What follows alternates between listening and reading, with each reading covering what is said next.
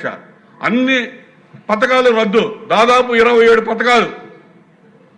Land purchase scheme కానీ, best available schools కానీ, ఉన్నత విద్యా అవకాశాలు కానీ, ఎన్టీఆర్ విద్యోన్నతి కానీ, అదేవిధంగా అంబేద్కర్ ఓవర్సీస్ విద్యానిధి పథకం కానీ అన్ని పథకాలు కూడా రద్దు చేసేసి జనరల్ స్కీమ్స్లో కలిపేసి ఘోరాతి ఘోరంగా మోసగించబడినటువంటి వర్గం ఏదైనా ఉంటుంది దళితుల అధ్యక్ష. ఈరోజు నాకు తెలుసుకున్నారు కాబట్టే 2024 ఎన్నికల్లో ఆ జగన్మోహన్ రెడ్డి మళ్ళా ఈ ప్రజా జీవితాన్ని పనికి రాకుండా పంపించారు అధ్యక్ష. ఈరోజు అవన్నీ కూడా ప్రజలందరూ గమనిస్తూ ఉన్నారు అధ్యక్ష. ఇవాళ వర్గీకరణ అంశం అనేది మొట్టమొదటి నుంచి ఉన్నదే, పార్టీ కట్టుబడి ఉన్నదే. కానీ ఓవరాల్గా దళితుల యొక్క సంక్షేమం కోసం, అభివృద్ధి కోసం ఎప్పుడు చిత్తశుద్ధితో ఆలోచన చేసేటటువంటి వ్యక్తి చంద్రబాబు నాయుడు గారు అనేది ఇవాళ ముఖ్యంగా అందరం కూడా గమనిస్తున్నారు అధ్యక్ష.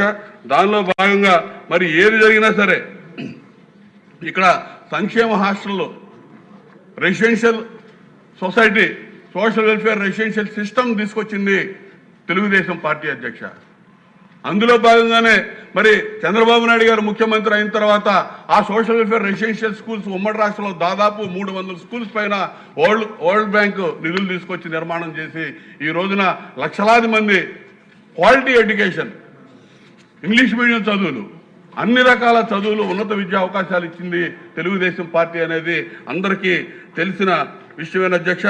అదేవిధంగా వృద్ధాప్య పెన్షన్లు కానీ, అదేవిధంగా ₹2 కిలో బియ్యం కానీ, సంక్షేమ హాస్టల్ కానీ, పక్కా ఇళ్ళు కానీ, పక్కా ఇళ్ల గృహ నిర్మాణంలో 50% 50% రిజర్వేషను ఇచ్చినటువంటి ఘనత కూడా చంద్రబాబు నాయుడు గారు అని చెప్తా ఉన్నాను అధ్యక్ష. అంతేకాదు అధ్యక్ష, 14 నుంచి 19 కానీ ఇప్పుడు కానీ పక్కా గృహ నిర్మాణంలో సాధారణంగా అన్ని వర్గాలతో పాటు కాకుండా ఎస్సీలకి ప్రత్యేకంగా అదనంగా ₹50,000 ఇచ్చినటువంటి పరిస్థితి కూడా ఇవాళ చంద్రబాబు నాయుడు గారి నాయకత్వంలో తెలుగుదేశం ప్రభుత్వాన్ని గతంలో, ఈరోజు కూటమి ప్రభుత్వాన్ని అని చెప్పి చెప్పడానికి చాలా సంతోషపడతా ఉన్నాం అధ్యక్ష. విదేశాల్లో చదువుకోవడం అనేది ఒక కళ అధ్యక్ష దళితుడికి. అటువంటి కళని నిజం చేసి చూపించినటువంటి వ్యక్తి అధ్యక్ష చంద్రబాబు నాయుడు గారు. సంవత్సరానికి వందలాది మందిని విదేశాలకు పంపించి అంబేద్కర్ ఓవర్సీస్ విద్యానిధి పథకం కింద చదువు చెప్పించినటువంటి గొప్ప వ్యక్తి చంద్రబాబు నాయుడు గారు అధ్యక్ష. ఎవరైనా 5 సంవత్సరాల్లో మరి జగన్మోహన్ రెడ్డికి ఓట్లు వేశారు 180 మంది, 10 మందినన్నా విదేశాలకు పంపించారా అని నేను అడుగుతా ఉన్నాను అధ్యక్ష. అసలు ఆ స్కీమ్ ఏమైంది? అంబేద్కర్ విదేశీ విద్యానిధి పథకాన్ని తూట్లు పడిచి తీసేసి జగన్ విదేశీ విద్యానిధి పథకం అని పేరు పెట్టుకున్నాడు. సిగ్గు లేకుండా ప్రవర్తించాడు. అంబేద్కర్ గారి పేరు తీసేసి జగన్మోహన్ రెడ్డి పేరు పెట్టుకొని. అదేవిధంగా పల్లెల్లో కూడా అధ్యక్ష అంబేద్కర్ గారి విగ్రహాలకి పోటీగా రాజశేఖర రెడ్డి విగ్రహాలు పెట్టారు అధ్యక్ష. వీళ్ళకి ఎక్కడ సిగ్గు లేదు అధ్యక్ష. దళితుల భూముల్ని ఇడుపులపాయ ఎస్టేట్లో దాదాపు 800 ఎకరాలు 30-40 ఏళ్లు రాజారెడ్డి దగ్గర నుంచి ఆక్రమించుకొని పండించుకొని వాళ్ళ హక్కుగా దాన్ని ఆక్రమించుకుంటే ఇటీవల దాన్ని వదిలిపెట్టారు అధ్యక్ష. రాజారెడ్డి, రాజశేఖర రెడ్డి, జగన్మోహన్ రెడ్డి 3 తరాలు కూడా దళితుల భూముల్ని అక్కడ ఇడుపులపాయ ఎస్టేట్లో ఆక్రమించుకున్నటువంటి చరిత్ర వాళ్ళది అధ్యక్ష. చంద్రబాబు నాయుడు గారు మరి ప్రతిరోజు కూడా వీళ్ళ యొక్క సంక్షేమం కోసం రకరకాల ఆలోచనలు చేసి ఇవాళ దళితుల కోసం అన్ని రకాలుగా బెస్ట్ అవైలబుల్ స్కూల్స్ కానీ, ఇందాక చెప్పినట్టుగా జగజీవన్ జ్యోతి కానీ, అదేవిధంగా ల్యాండ్ పర్చేస్ స్కీమ్ కానీ మొత్తం కార్యక్రమాలు దళితుల కోసం అన్ని రకాలుగా చేసినటువంటి గొప్ప వ్యక్తి చంద్రబాబు నాయుడు గారు అని చెప్పి చెప్పడానికి నేను సంతోషిస్తున్నాను అధ్యక్ష. ఇవాళ 1991 జనాభా లెక్కల్లో ఆ వర్గీకరణ వివరాలు మరి సక్రమంగా లేవు అని చెప్పి 81 లెక్కలు తీసుకుంటే ఆ 96లో ఎస్సీ వర్గీకరణ చేసిన తర్వాత కోర్టులో ఆ రోజు కొట్టేయడం జరిగింది అధ్యక్ష.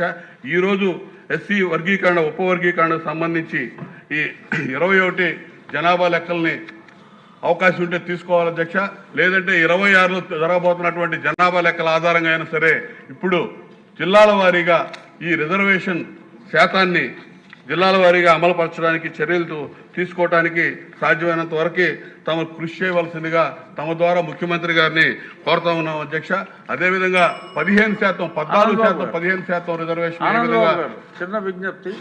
ఎర్రమడుగురు స్పీకర్స్ ఉన్నారు, ఉప ముఖ్యమంత్రి గారు, ముఖ్యమంత్రి గారు మాట్లాడాలి. 14% రిజర్వేషన్ 15% చేసింది తెలుగుదేశం ప్రభుత్వం అధ్యక్ష.